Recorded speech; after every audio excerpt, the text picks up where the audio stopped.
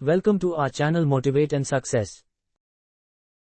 आज हम एक राजा की कहानी से आपको कुछ सिखाने की कोशिश करेंगे। कहानी का नाम है अपनी नजर को बदलो। एक बार एक बहुत बड़ा नेता एक साधु के छोटे से आश्रम में गया। वह साधु के बारे में बहुत सुना था तो उसके मन में आया कि मैं एक बार जा करके देखता हूँ कि लोग उसकी इतनी तारीफ क्यों करते हैं। जब वह उस आश्रम में गया तो वहां पर एक छोटा सा कमरा था जहां पर एक कालीन बिछा हुआ था। वहां पर कुछ लोग नीचे बैठे हुए थे और साधु जी सामने बैठे हुए थे। कुछ सवाल जवाब चल रहा था। वह नेता उस आश्रम में आया और उस नेता के साथ में 4 बॉडीगार्ड भी थे और उसकी यह आदत थी कि जहां पर भी वह जाता था लोग अपनी जगह से खड़े हो जाते थे और उसकी तरफ देखते थे, हाथ जोड़ते थे और सर झुकाते थे। लेकिन यहाँ पर ऐसा कुछ भी नहीं हुआ। साधु व्यस्त होने के कारण उसकी तरफ देखा तक नहीं। तभी नेता को लगा कि यह मेरी बेइज्जती है और वह इस बात से गुस्सा हो गया।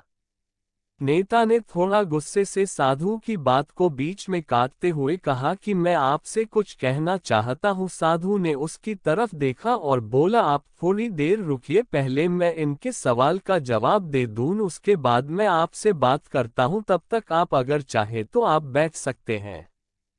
बस साधु का इतना कहने की ही देरी थी। नेता का चेहरा गुस्से से लाल हो गया और फिर उसने अपना सारा गुस्सा उस साधु पर निकाल दिया। अभी तक वह नेता बहुत तमीज से आप कह करके बात कर रहा था, लेकिन अब वह तू तड़ाक पर उतर आया। नेता ने उस साधु को कहा, तुझे पता भी है मैं कौन हूं और तू किससे बात कर रहा है? साधु ने उसकी तरफ देखा और कहा, मुझे इससे कोई फर्क नहीं पड़ता है कि आप कौन हैं, लेकिन आप जो कोई भी है, अगर आप चाहते हैं कि मैं आपके सवाल का जवाब दूं या आपसे बात करूं तो आपको कुछ देर रुकना होगा। और साधु की यह कहते हैं नेता गुस्से से पागल हो गया और वही सबके सामने चीखने चिल्लाने लग गया। अब मैं तुझे तेरी असली औकात दिखाऊंगा। तूने मुझसे पंगा ले करके ठीक नहीं किया, तुझे पता भी है मैं तेरे बारे में क्या सोचता हूं। साधु ने फिर से नेता की तरफ देखा और बड़े ही प्रेम से कहा कि मुझे इससे कोई फर्क नहीं पड़ता कि आप मेरे बारे में क्या सोचते हैं, आप जो चाहे वह मेरे बारे में सोच सकते हैं। फिर नेता ने उससे कहा कि तू चाहे सुनना चाहता है या नहीं, लेकिन मैं तुझे यही सब के सामने बताऊंगा कि मैं तेरे बारे में क्या सोचता हूं। तू कोई साधु नहीं है, तू एक बहुत ही घटिया इंसान है, तू एक ढोंगी है, पाखंडी है और यहाँ पर जितने भी लोग बैठे हैं उन सबको बेवकूफ बना रहा है। तेरा बस एक ही मकसद है, इन लोगों की जेब में जितना भी पैसा है वह सब तेरे पास में आ जाए। तू अपने फायदे के लिए इन लोगों का इस्तेमाल कर रहा है और अब मैं तुझे नहीं छोड़ने वाला हूँ।